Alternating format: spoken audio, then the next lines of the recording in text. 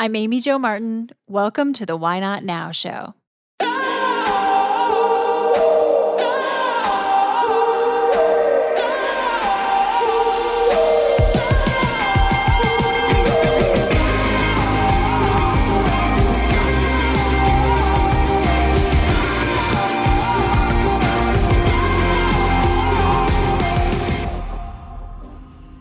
You know that thing you've been thinking about doing? Yeah, that one. Why not now? Have you ever actually taken the time to ask yourself, what's stopping me? Let's talk it through. This is your chance to give that idea the attention it deserves and take action. Each episode, I have a chat with a fascinating person, from entrepreneurs to athletes, celebrities, my parents, rocket scientists, and all walks of life. We talk through a critical time when they've asked themselves, why not now? We dissect that day or even that moment, step by step.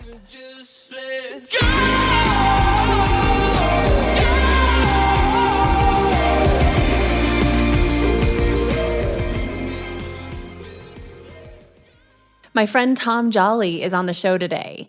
He's the Associate Masthead Editor of the New York Times.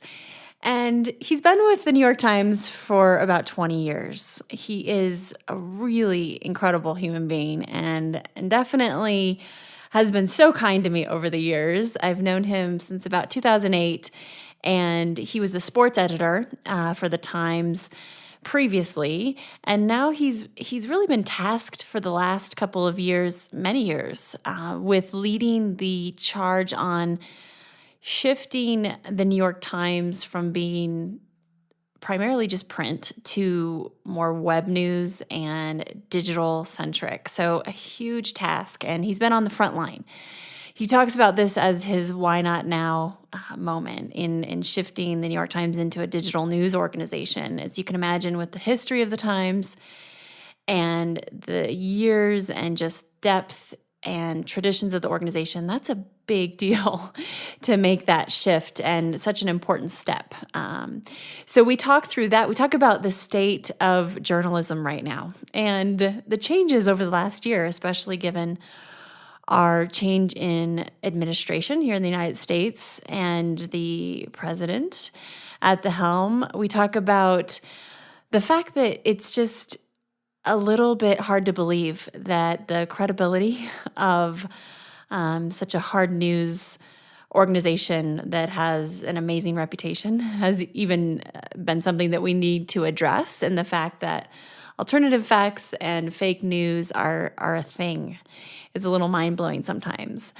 And we also discuss the balance between entertainment and news and how our society has really started to blur those lines. Tom is a pretty objective person, and I respect his opinions and his thoughts so much. I think you'll learn a lot from him and what he has to say. And his point of view is very unique. He is on the front line of something that's really shifting our culture as we speak. So here's Tom. Most of you know that I'm a big Headspace fan. And if you're new to the show, just as some background, I started using the Headspace app about a year ago, and it's been the single best thing I've ever done for myself. Here's the thing, though. Sometimes meditation and mindfulness is not what we imagine. Yes, there are days when I feel like I'm in a Zen situation, and other days I've been known to hit the SOS button.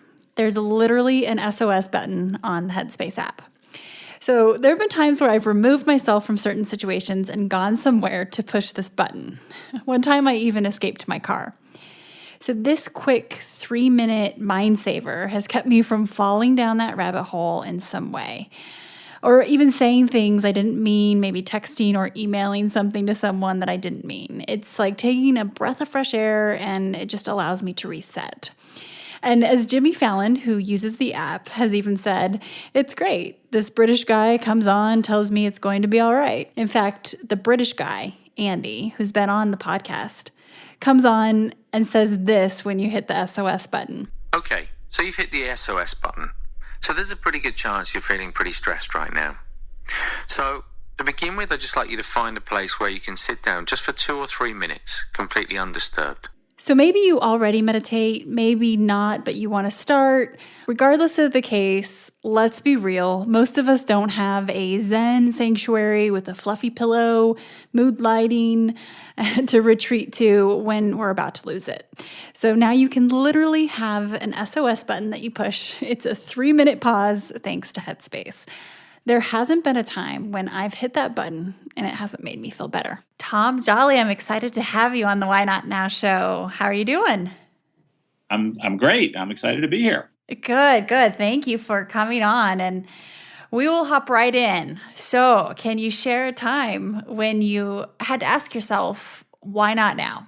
And we will talk that through a bit. Okay. I mean, it's an interesting question because there are different kinds of why not now moments in a way, right? There are the kind of the light bulb goes off suddenly, and then there's the one with it's kind of the dimmer switch going on slowly, I think. And when it gets to the top, all of a sudden it's that why not now moment.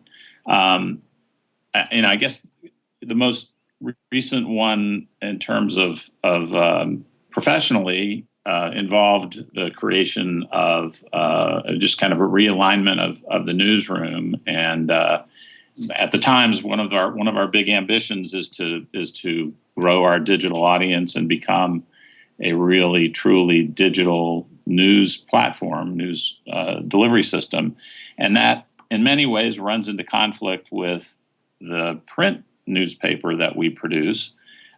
Because obviously being interactive, using video, presenting stories in different forms, you can only do so many story forms in print. But preparing stories for your desktop or your mobile phone or something like that can have a very different kind of feel to it and requires kind of a different sort of thought process for it. So a couple years ago, I was asked to lead a group to kind of investigate how could the Times take the important steps toward doing that. And during the course of that work, kind of the aha moment was realizing how invested so many people still were in producing the newspaper and just thinking about the newspaper. And the newspaper, it remains incredibly important to the Times. It still generates the lion's share of revenue. It still represents kind of a snapshot moment each day of what we regard as the most important news of the day. And so we didn't want to do anything to undermine the paper, but we realized we needed to free the journalists around the room to think in a bigger way rather than kind of the way the work was going was they'd come in the morning at 9 or 10 o'clock in the morning, think ahead to the end of the day's print deadline, and then come in the next morning, think ahead to the print deadline, think about how many stories they needed to produce to fill the space that they were allotted each day for the newspaper. And that doesn't work in a digital world that operates kind of 24/7, 365. So what we decided to do, and the kind of in a way, there were sort of a series of aha moments. But so the first one was kind of recognizing how invested so many of our journalists were in thinking about print because, let's face it, digital is relatively new. Most of the folks here had kind of, their careers had kind of grown up around print, and the ultimate goal was to produce an A1 story. And there isn't quite anything like that in the digital world. And so, what we decided to do was to create what we call the print hub. And that was kind of the big aha moment where we decided we would bring together the group of print designers, the layout folks, and a small group of editors. And that group would be the one that would focus exclusively on the newspaper and presenting the stories in print. And that would free up the rest of the newsroom to, again, think about, this is a story that would be best told as a video, or this is a story that we could do as a slideshow or as an audio or something different than necessarily compiling, 1,100 words of text. And so these aha moments that that you've mentioned, and then also kind of thinking about the concept that you pointed out in the beginning of sometimes we have this brewing, why not now, that ends up coming to a head, and then sometimes it's a light bulb moment. So was there a point when you realized, the realignment and how invested that a lot of the journalists were into the print side, that something really needed to change with either mindset or structure? Was there kind of a moment where being, clarity and maybe some potential healthy tension that followed? Yeah, well, I mean, in a way, I kind of think almost any aha moment has to have a history to it, right? You have to have some knowledge about whatever that aha moment is. Generally speaking, you don't come up with a theory of relativity without having the background in science to do it. Mm-hmm. But I think it was just from conversation with folks around the newsroom as we went about our kind of early interviewing process, and just one day it kind of hit us that wow, everybody, even though at that, that our digital report is, I think, now 18 years old, it had not been taken seriously as a frontline kind of news presentation opportunity until probably 5 or 6 years ago. And so, it just really struck us how focused people were on, the newspaper again, and then the sort of lack of understanding that as we talked to people and talked about the idea of being, say, digital first, presenting stories online and thinking in terms of digital first. So many people would say, "Oh yeah, we're digital first. We publish our stories online before we put them in the newspaper." And we kind of went, "Well, that's not really digital first. That's technically a yes, but what we're talking about is actually thinking in digital terms, not just thinking about publishing, an 1,100 word story online. It's got, there are opportunities to present things in a different way. And quite frankly, that's that aha moment I described as 2 years ago. And we're still pushing to help people understand and think differently. It's a hard thing to change a culture, that's for sure. It's such a good point, and that kind of resurfacing of the same aha moment, or maybe the culture shift, because I think about 2008, 2009 when we met, and you were so ahead of the curve in terms of adopting social media for the purposes of news, not only yourself personally, but also the Times, and kind of one of the first legit news organizations that embraced this new form of communication. Yet here it is years later, and what it takes to fully live and breathe that a change, I guess it just goes to show how long it really can take, and those are steps and phases and processes. But you've been on the front line of being charged with how to do this, like the person that's literally doing this. And so I was watching some tape last night, prepping to chat with you today, Tom, and I was watching this video that you did with our friend Lewis Howes. And it was, I think, from 2009 when we all kind of met around the same time, I think. And I think about now, and I've just been thinking about some of the things that have been going on in the world of journalism and media. And let's say someone has been completely in the dark for the past year. How would you explain how journalism has changed or is changing to them?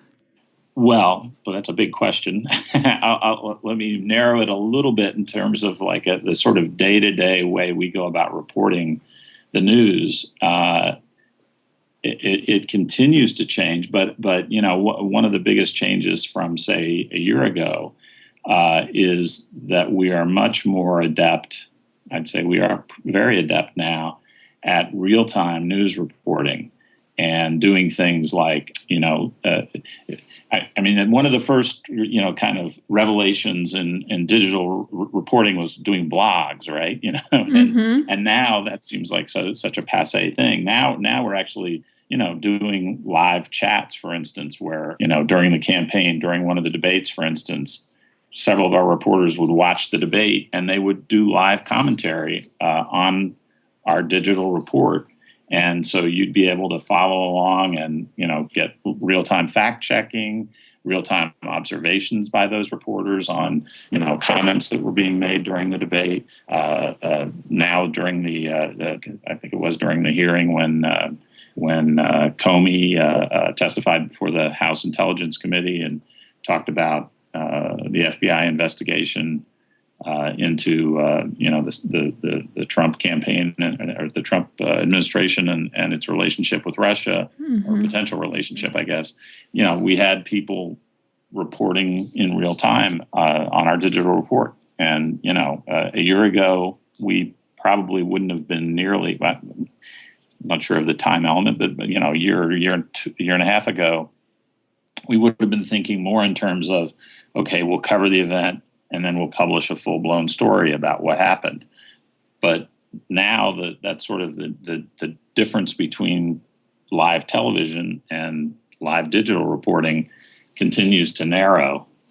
Interestingly, the CNNs of the world have created a much more viable digital report, even as they continue to produce their TV reports. And now we're doing more. We're not actually doing a lot of live television type stuff, but we are doing. We'll present videos, live stream events right on our home screen, and you can watch stuff right there instead of having to wait a couple hours and read our story about what happened. And it is an always on. I mean, it has been, but even more so, it just seems amplified. And when I was watching this Ted Koppel, Sean Hannity thing go down, and their exchange about whether or not Sean's show was good or bad for America, so on and so forth, it seems like this blend or this kind of weave of entertainment versus news and especially with television is happening, and conversation around that. And given how you've been with the Times now, 24 years, it's incredible and such an objective point of view. Do you feel that as a society, we have started to blur that line too much between entertainment and news? Yes, and especially in certain quarters. It's a pretty astonishing. It's another thing that's in the past, particularly in the past year, it's been truly astonishing to realize that there are essentially two sets of, I won't say facts because that gets into alternative facts, but two sets of beliefs in so many ways, particularly in terms of our politics and many of our cultural beliefs. And it's really shocking that you can say the sky is blue and someone will say that's not true, and it does, I don't know, you've probably seen our advertisement that is running both on TV and print about the truth is hard. That's even that, I think it's a great expression, but it's kind of chilling. The truth should not be hard. The truth should be self-evident in many ways, but it's not anymore. And I think that's clearly, going to be a major challenge for us as a society going forward.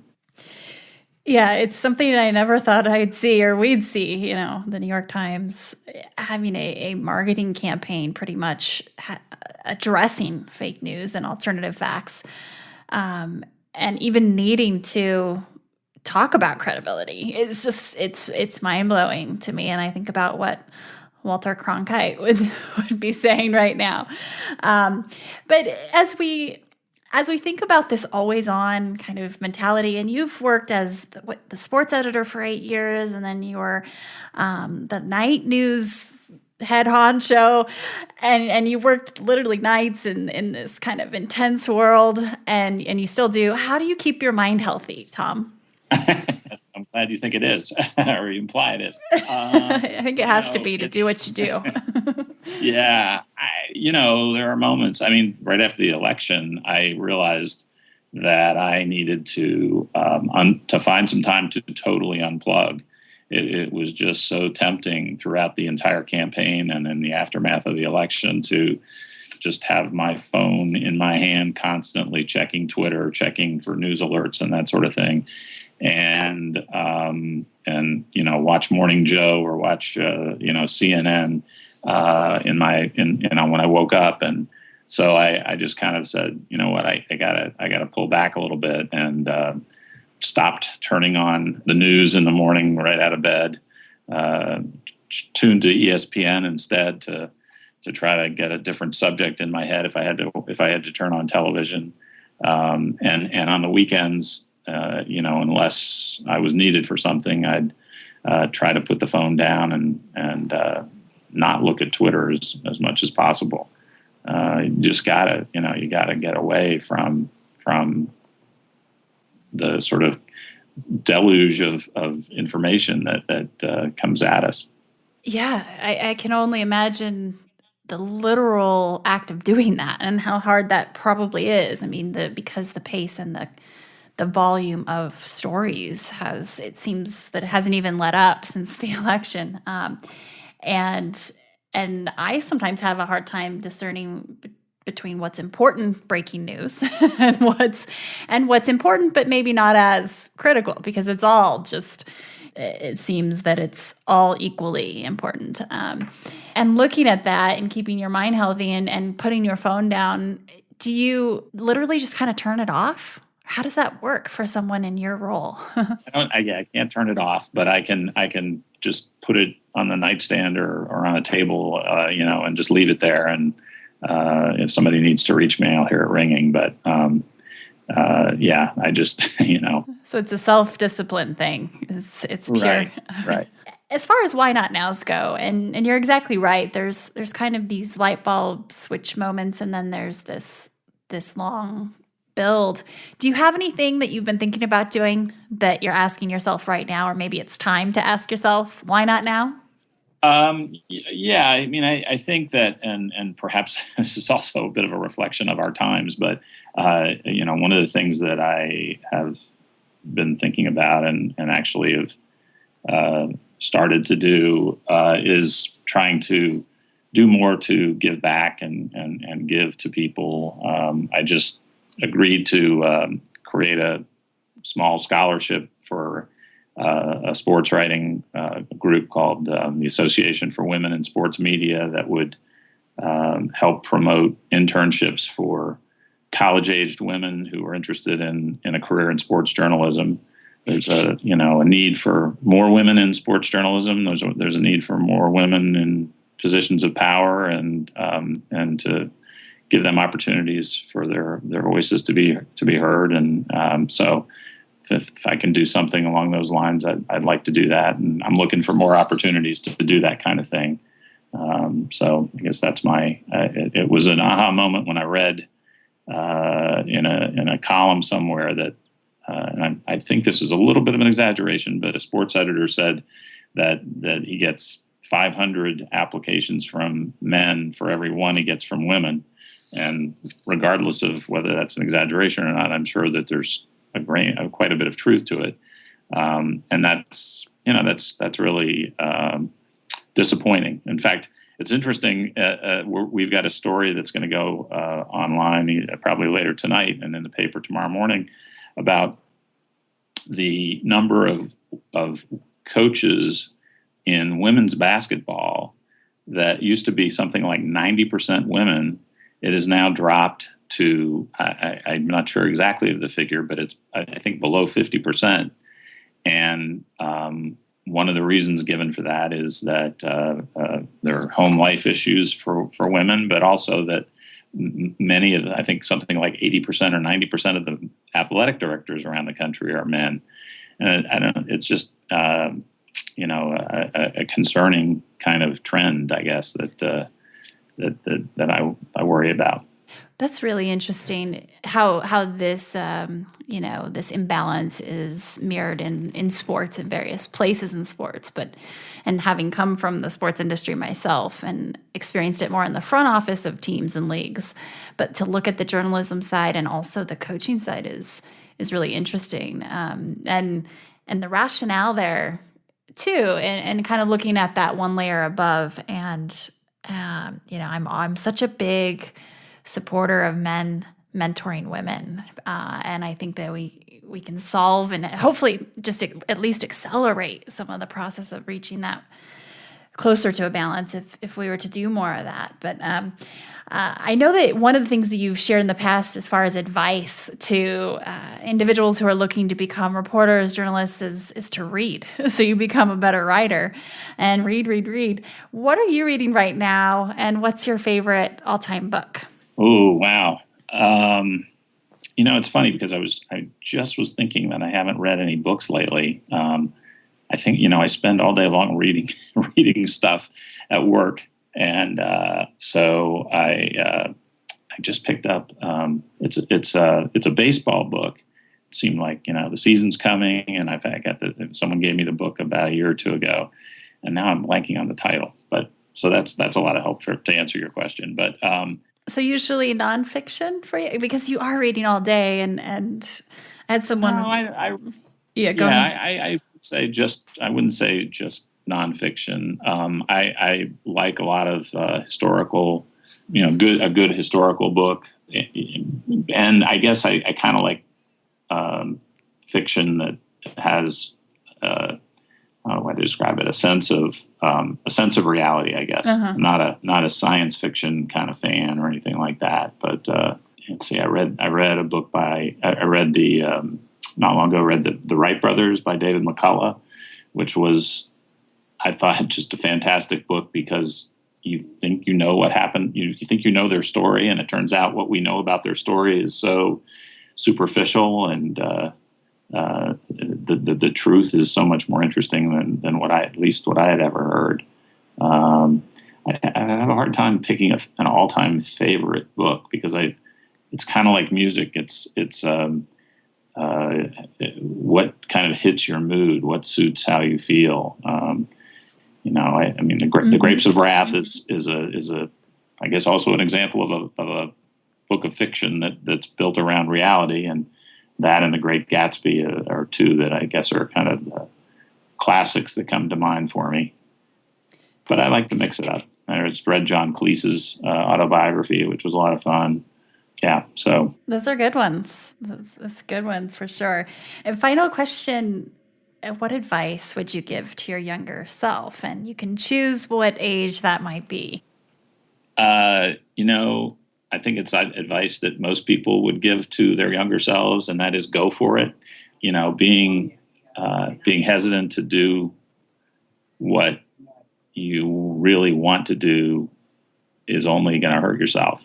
And I tell other people the worst somebody can say is no, and that's not going to hurt you in any. It's not going to physically hurt you. And if they do say no, and you can find out why or what you can do to overcome the no the next time around, that's to your benefit. But it's fascinating that we kind of all know that we should do what we really want to do and do what we love, and yet it's hard for so many of us to kind of go there and do it. And I feel like, in my case, I do feel fortunate that I am doing a job that I do really enjoy. And I don't wake up in the morning and think, oh, I got to go to work. I look forward to it. And I've really been so fortunate throughout my career to feel like that. I don't think I would, I guess I don't want to name a job to hurt anyone's feelings, but if I felt like I was just going to work to go to work, I don't think I would succeed. That's a great point to wrap up on. And thank you for sharing that, because it means a lot. And sometimes seeing is believing, and you've really walked the talk, and it's been amazing to kind of follow along and see the shifts not only with the Times, but with your role and what you've done with the New York Times. And I appreciate you being on the show, Tom, and it's been great catching up briefly. Well, it's been a lot of fun. Thanks for asking me.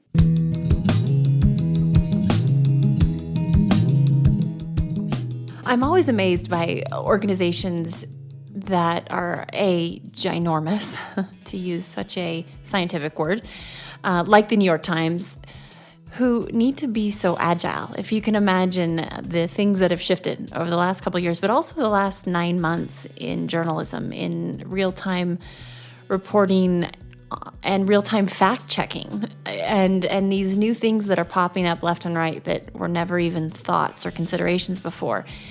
For such a big organization with such deep roots and process and procedures and impact, to be agile is true innovation. So hat tip to the New York Times for navigating through this new space and these new choppy waters. And also, I love what Tom said about the fact that if he just was showing up at work to work, then he doesn't think he would be successful.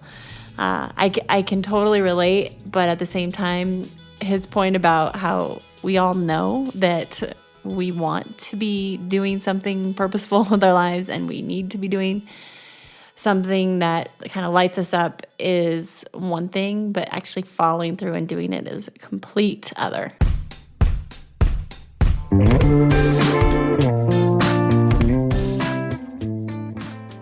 I want to hear what your Why Not Now is. Please share it with me on Twitter, Instagram, or Facebook at Amy Jo Martin. I'll send a signed copy of my New York Times best-selling book, Renegades Write the Rules, to the first 200 people who listen, rate, and leave an honest review of the podcast in iTunes.